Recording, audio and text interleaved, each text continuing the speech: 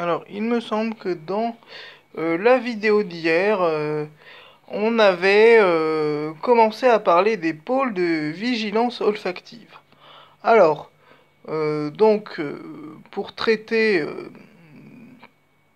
des odeurs, peu à peu, le vocabulaire se complexifie, car le médecin doit savoir distinguer évidemment les bonnes des mauvaises odeurs, et les villages en tant que pôle privilégié de vigilance olfactive sont soumis plus que d'autres à ce que Corbin appelle, en citant un des médecins de l'époque, les vapeurs morbifiques.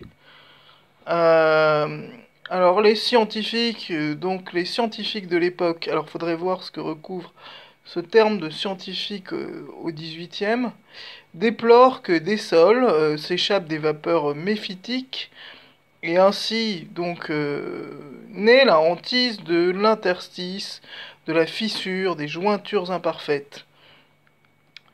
Et par exemple, quelqu'un comme Chevreul, donc il me semble que c'est un médecin, mais encore une fois à vérifier, dénonce la capillarité du mortier en tant que le mur, il se fait à la fois séparation, mais en même temps conduit des odeurs, en ce sens que les odeurs je pense, restent dans le mur où le mortier dégage des odeurs sans doute. De même que le bois qui lui aussi s'imprègne des odeurs.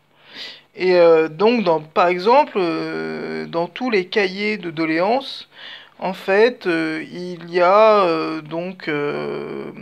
sans doute des requêtes visant à améliorer la salubrité des marchés, et en particulier peut-être des contenants, c'est-à-dire des tonneaux, pour que les odeurs les odeurs des produits soient moins fortes, sans doute. Et alors, on peut aussi noter que finalement le, le cloaque, en fait, le cloaque jouxte souvent les lieux plus privilégiés. Par exemple, à Versailles, un charcutier grille sous les fenêtres de l'aile des ministres.